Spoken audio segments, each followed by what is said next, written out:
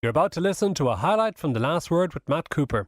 You can listen back to any of our shows from the last 5 days in full through the media player on the Today FM website or through the Today FM Android and iPhone apps. The Last Word on Today FM. With Irish Life. Isn't it great how in recent years that we've become more adventurous in this country when it comes to food, instead of the bland, predictable, boring Irish fare that we grew up with? Irish stews, about as exotic as it would get, or bacon and cabbage. Well, I think the guests that we have here in studio are going to disagree with me in that, because I think they're big advocates for Irish food. Rory Morahan, known as the Druid Chef, and Graham Roberts from the Connemara Smokehouse. How are you both? Good, thanks. I can see you grimace as I started going on about the Irish food there being so boring. Not really. Well, there's a hidden Ireland within the food. And if you look at the culture of Ireland, we've, performed in every format, the river dance. If you talk about poetry, the writing, the music and all that, the same can happen in food. It's just waiting to happen, because now the banks are as they are and the builders are hiding in Switzerland. And what you've left is you have the tourism, you have agriculture and you have food.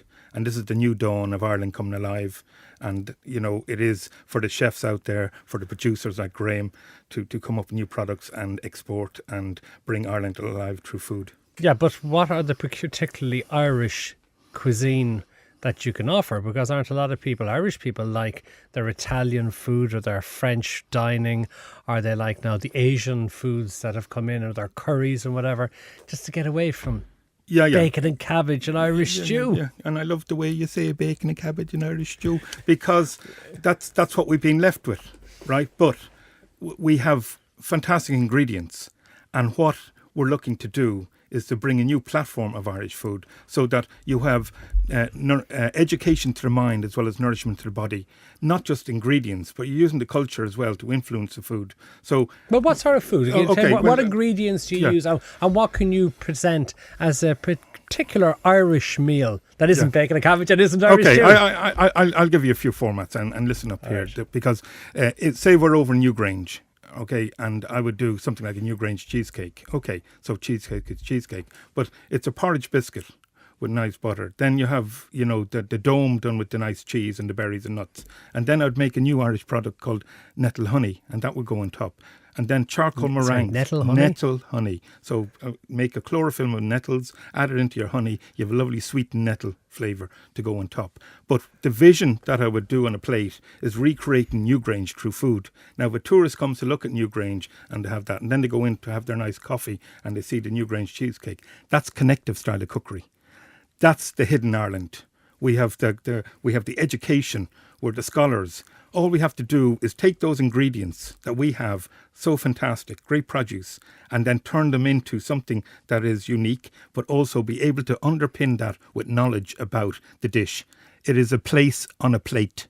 It's an experience that the Americans and all the tourists are waiting for. And as we have Graham here, he's over in Connemara doing that lovely smoked salmon. And I will get to that in a second, but just, you've whetted the appetite with your cheesecake there. Give us a couple of other examples. I'll give you another example. I'd be down in Dingle, and Dingle is where St. Brendan's voyage started. So I'd bake a nice potato in my salted Celtic salt. I would scoop that out. I'd fill it with nice seafood. I would make a fish sauce flavoured with St. Brendan's liqueur. And then the top of the potato I'd make into a sail, telling the story of St. Brendan through food, that they have a nice starter, lovely seafood dish, and very simple, but it's connective style of cookery. All right. Graham, tell us about the Connemara Smokehouse. Where is it? What do you do over there?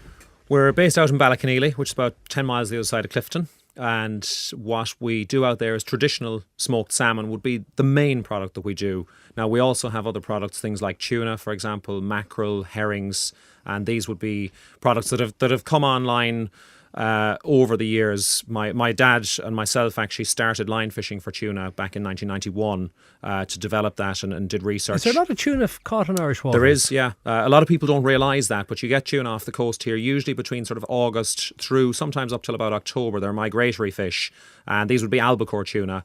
and beautiful, beautiful product. When we do them cold smoked, and we also do a honey roast version as well, which we do a honey roast smoked salmon, and we thought that might work well on the tuna as well. So we tried it, and it works really, really well. And I mean, you mentioned earlier about sort of, people going towards sort of oriental style of food, and I would always say to people with all of my products, try them with nothing at all first, but then decide, as in just try them simply on their own. They're really, really good on their own, but they're also really good with other things. Like you could use the smoked tuna, for example, in sushi and things like that.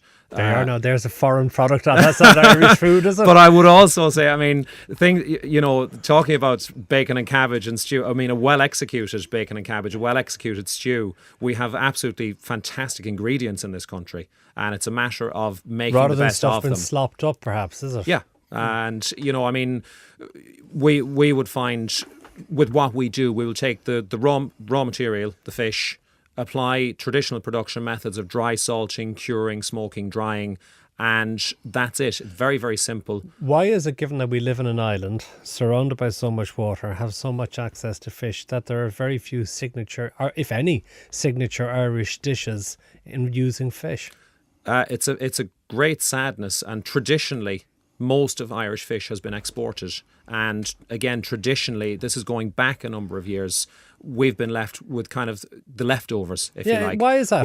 Why is it that the Irish only seem to like fish if it comes in a batter? Well, I suppose we've been left, as I said, the European market for fish is huge, and so obviously from a commercial perspective, a lot of our fish has been sent out. But it must have happened before we started exporting. There wasn't an enormous appetite for fish, was there, in this country, even before the days of exporting? It was, I suppose, sustenance more than anything, rather than something, oh God, I'm looking forward to my meal of fish. It was something. Again, preparation, I think, is something that's really, really important.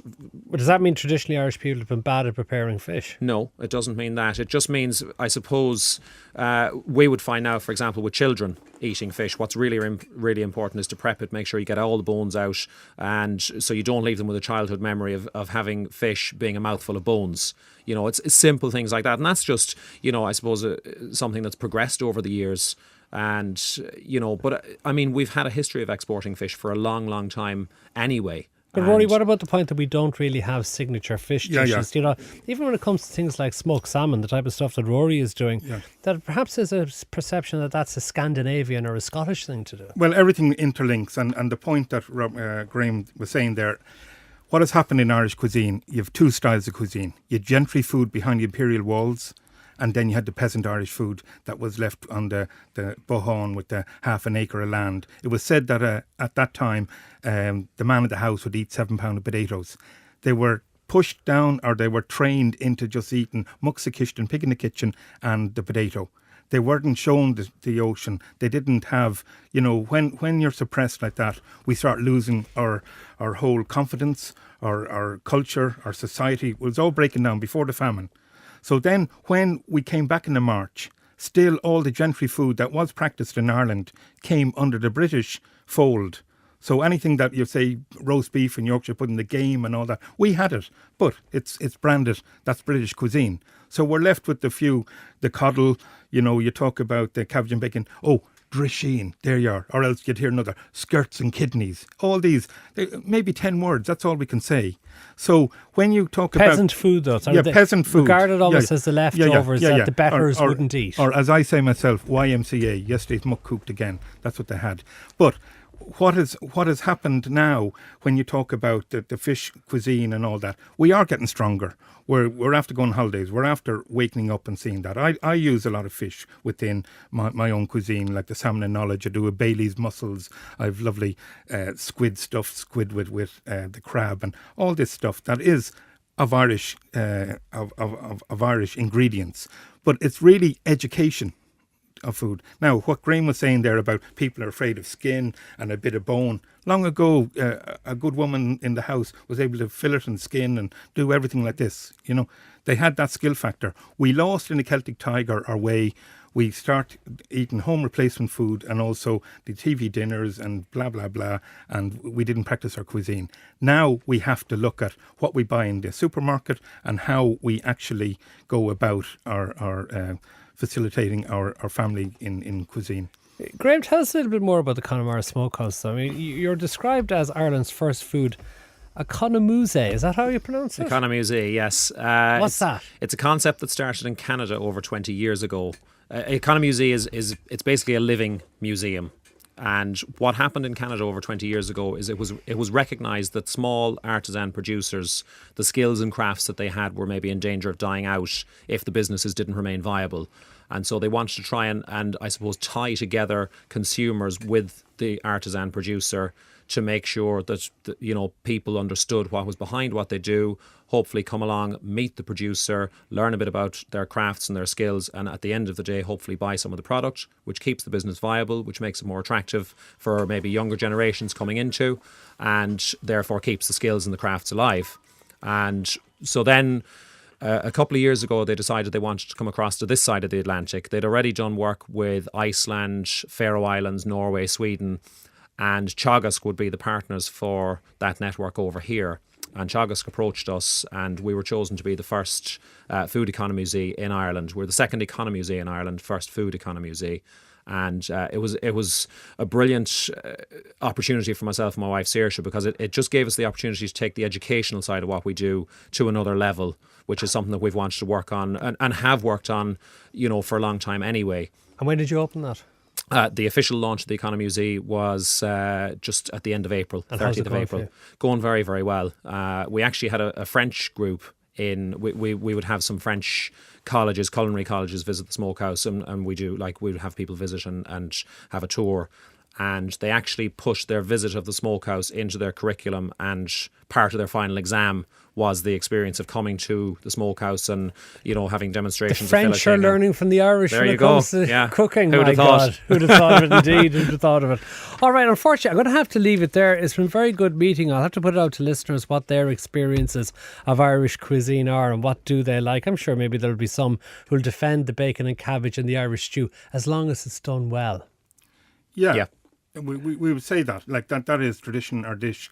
And we stand up behind that, but there's a lot more to come in Irish cuisine, and that's the whole thing. We have great ingredients, we have great stories, we have great culture. We add all those together. Where are you cooking these days yourself? Well, I'm ready to go now on a big tour with M&S and showing Irish products, the strength of Irish products. They're doing a lot of work with all the Irish producers. They're standing up here in Ireland to be counted, and that's very, very important. They're fantastic to work with, and they're meticulous in how they treat people and how they bring new products through their chain. Taste of Dublin will be at the Taste of Dublin and the European kitchen cooking away. Rory Morahan, the Druid chef, Graham Roberts of the Connemara Smokehouse. Thank you both very much for joining us. Thanks very much. Keep up with The Last Word on todayfm.com, on Twitter and on Facebook.